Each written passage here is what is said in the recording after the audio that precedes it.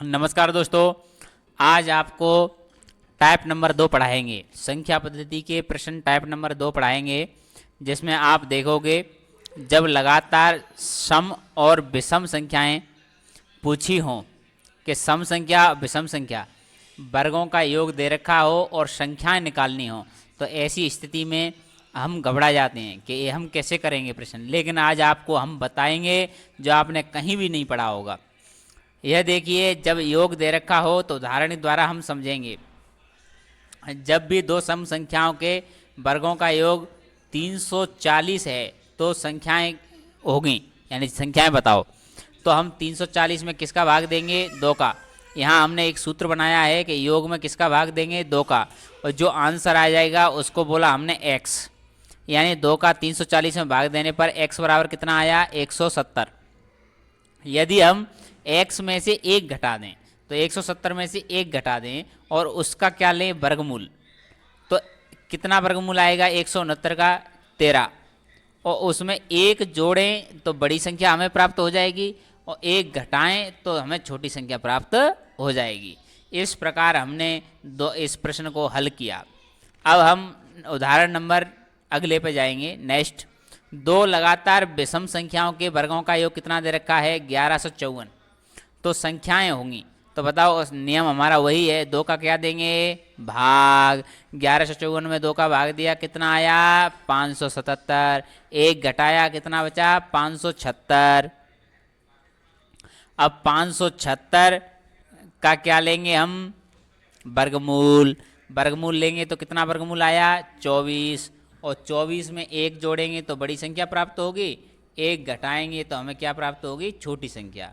इस प्रकार हमने टाइप्स नंबर 2 के प्रश्न किए।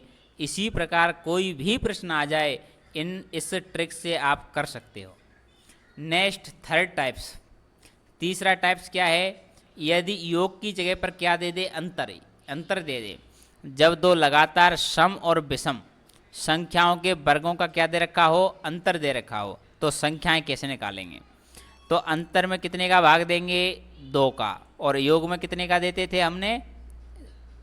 योग में देते थे 2 का भाग, और अंतर में कितने का देंगे? 4 का। तो आप देख सकते हो बच्चों, जो भी प्राप्त होगा आंसर 4 का भाग देने के बाद, जिसको हमने बाई बोला है, और बाई में 1 जोड़ेंगे तो बड़ी संख्या प्राप्त होगी, और 1 घटाएंगे तो हमें छोटी संख्या प्राप्त होगी। उदाहरण नंबर देखेंगे। दो लगातार सम संख्याओं के वर्गों का अंतर कितना है? 52। तो वे संख्याएं कौन सी होंगी, उनको ज्ञात करो। तो हल कर सकते हैं हम। 52/4, यानी 4 का 52 में भाग देंगे तो हमारा कितना आया आंसर? 13। और जब 13 में 1 जोड़ा तो 14 प्राप्त हुआ, जो बड़ी संख्या है। और 13 से 1 घटाया तो 12, तो 12 क्या है? छोटी संख्या है। इन दोनों के वर्गों का अंतर कितना होगा? 52। ये हुआ। नेक्स्ट प्रश्न देखेंगे। दो लगातार विषम संख्याओं के वर्गों का अंतर 72 दे रखा है। दो लगातार जो विषम संख्याएं हैं उनके वर्गों का अंतर कितना है? 72। तो संख्याएं होंगी, 72 में 4 का भाग देंगे तो बताओ कितना आया? 18। और 18 में 1 जोड़े तो कितना प्राप्त होगा? 19। 19 क्या है? बड़ी संख्या। और 18 में से 1 घटाएंगे तो बताओ कितना प्राप्त होगा? 17। और 17 क्या है? छोटी संख्या। ये दो ऐसी विषम संख्याएं हैं जिनके वर्गों का अंतर कितना है? 72। इस प्रकार से कोई भी प्रश्न ऐसा आता है तो इस नियम से हो जाएगा। नमस्कार बच्चों, हम नेक्स्ट प्रकार टाइप्स देखेंगे। Types number 4। तो किसी भी संख्या में 136 से भाग देने पर शेष पर कितना बचता है? 19। यानी 136 से भाग दिया और शेष बचा 19। तो उसी संख्या में यदि हम 17 से भाग दें तो हम बताओ शेष क्या बचेगा? तो सीधा सीधा प्रश्न है। इसको 2 तरीके से कर सकते हैं, तो समझो। एक पहला तरीका है कि माना संख्या है वो x। क्या संख्या है? x। माना उस संख्या में x बार भाग जाता है, तो संख्या कितनी होगी? 136 गुणा x। यानी जिसमें 136 से भाग दिया था तो 136 से x बार भाग गया तो x गुणा 136 करेंगे तो संख्या प्राप्त होगी, प्लस शेषफल को 19 को जोड़ देंगे।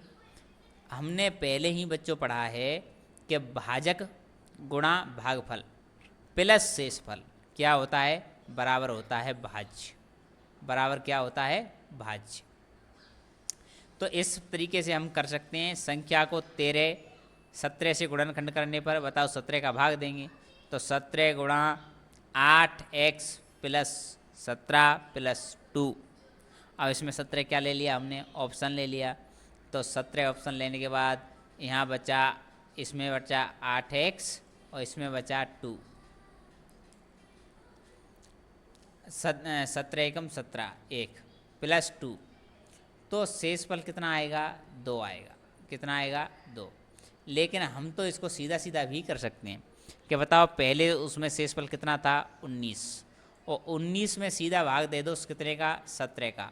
कितने का भाग दोगे, 17 का। 17 का एक बार जाएगा और शेषफल कितना आया, 2। तो इसको डायरेक्ट भी कर सकते हैं। बताओ बच्चों, इसको डायरेक्ट भी कर सकते हैं। तो इसका आंसर कितना आया, 2।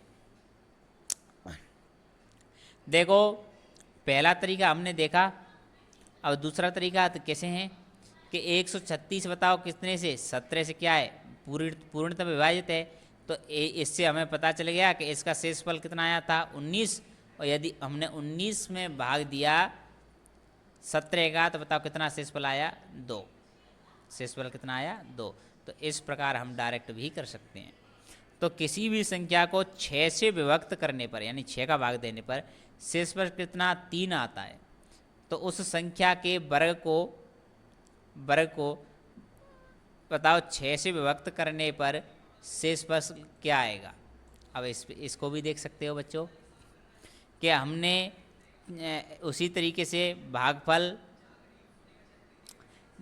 भाजक गुणा भागफल प्लस शेषफल, यहाँ देखो 6 हम x माना हमने के 6 का भाग देने पर कितनी बार गया, x बार गया। तो 6 गुणा x प्लस 3 क्या है, शेषफल। तो यानी भाजक गुणा भागफल प्लस शेषफल, ऐसे करने पर हमें क्या प्राप्त हो गई, वो संख्या प्राप्त हो गई। अब इस संख्या का क्या करना है हमें, वर्ग। तो हमने इसका वर्ग कर दिया, कोष्टक लगा के क्या कर दिया, वर्ग कर दिया, उसकी स्क्वायर लगा दिया। तो वर्ग करो, 6 का वर्ग कितना होगा, 36, x का वर्ग x स्क्वायर, तो ये हो गया 36x स्क्वायर। 3 का वर्ग कितना होगा, 9, तो 9 हो गया। और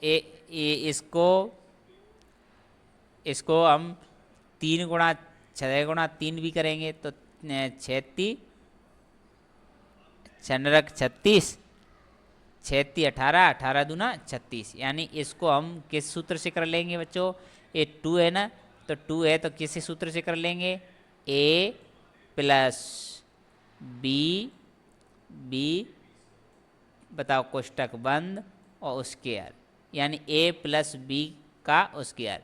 इस सूत्र से a square plus 2ab plus b square, इस सूत्र से हम हल करेंगे तो आंसर आएगा इसका 36x स्क्वायर, 36x प्लस 9।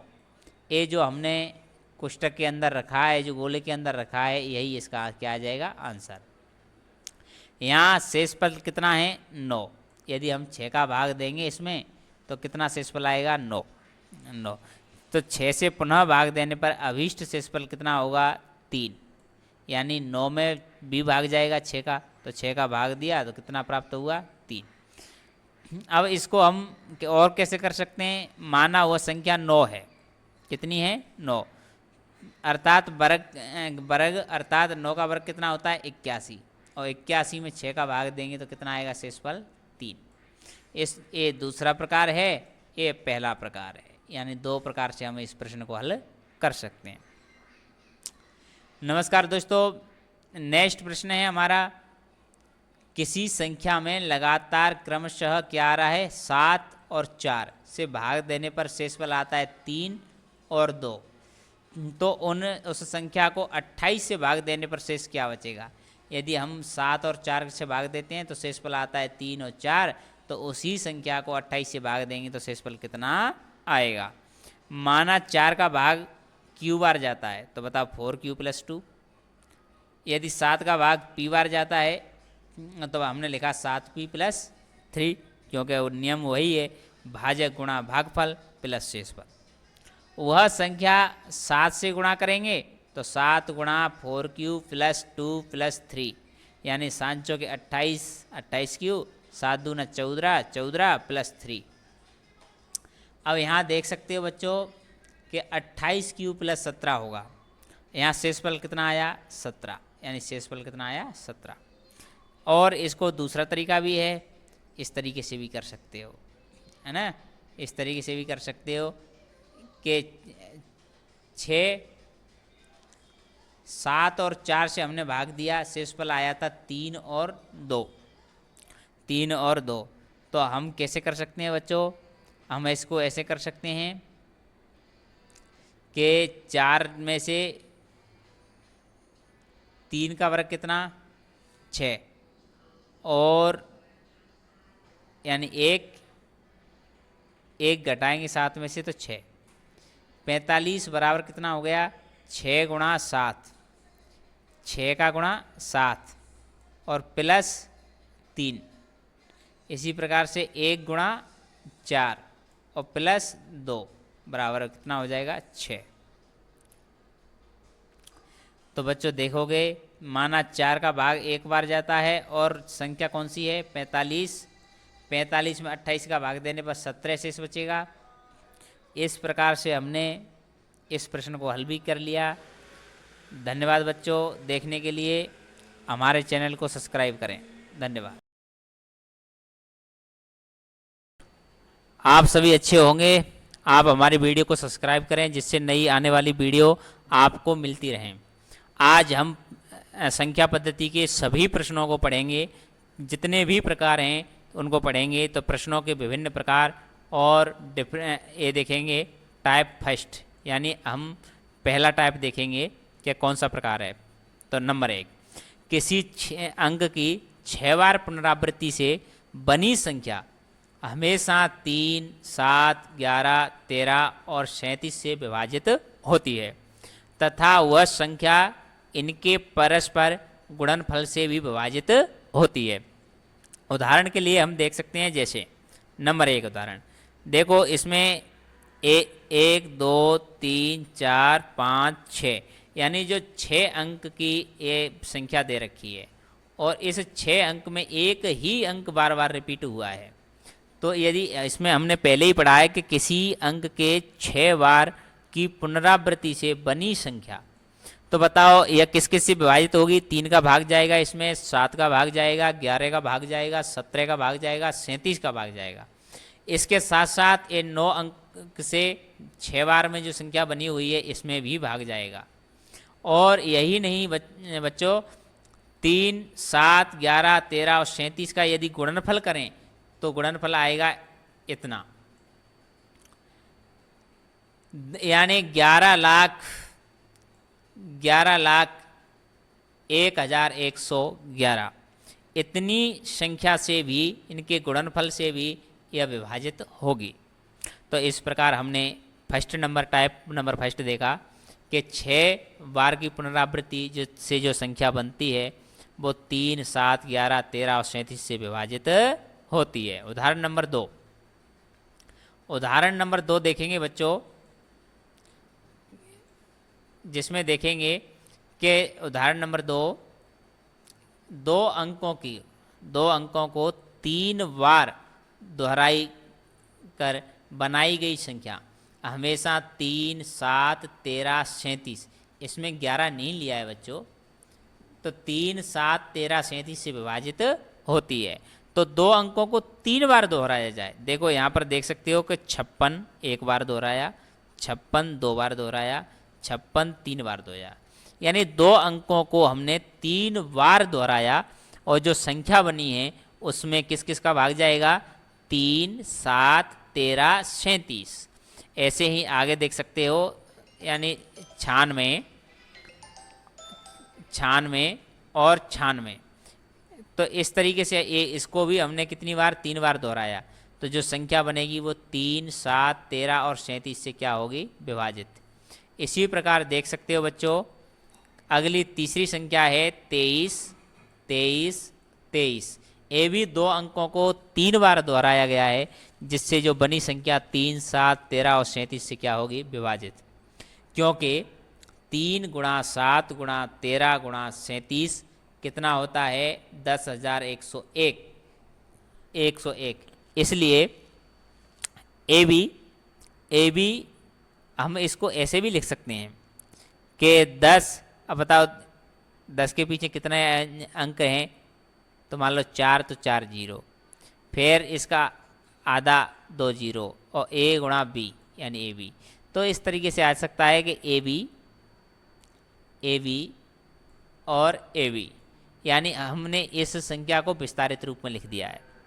अब तीसरा उदाहरण देख सकते हो बच्चों। देखिए बच्चों, यहाँ तीसरा उदाहरण है, यदि कोई संख्या A B C A B C इस प्रकार की है, तो वह संख्या हमेशा 7, 11, 13 से विभाजित होती है। जैसे देख सकते हैं 47 यानी ए बी, और सी ए यानी कोई तीसरी संख्या है, और ए आ गई पहली संख्या। तो जैसे हमने ए 4 को बोला, बी 7 को बोला, तो ए बी, यहाँ हो गया सी तीसरी संख्या और वापस ए, तो सी ए। और यहाँ बी और सी यानी बी यानी 7वीं संख्या और सी तीसरी संख्या। तो इस तरीके से कोई संख्या आती है तो वो 7, 11 और 13 से क्या होगी, विभाजित होगी, यानी इन तीनों संख्याओं का क्या जाएगा, भाग जाएगा।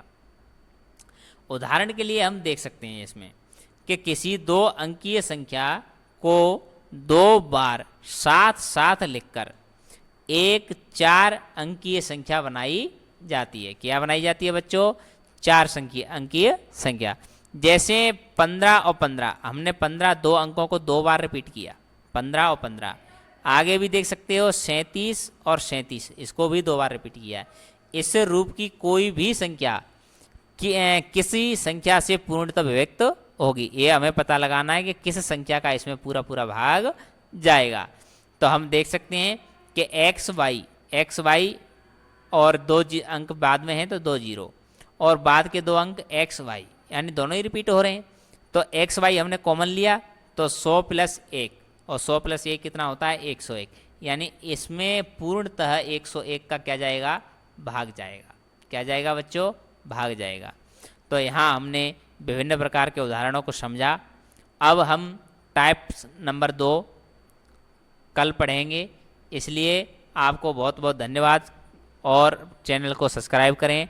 इसकी पीडीएफ आपको टेलीग्राम चैनल पर डाल दी जाएगी, टेलीग्राम चैनल की डिस्क्रिप्शन में लिंक दे दी जाएगी। इसलिए बच्चों आराम से पढ़ो।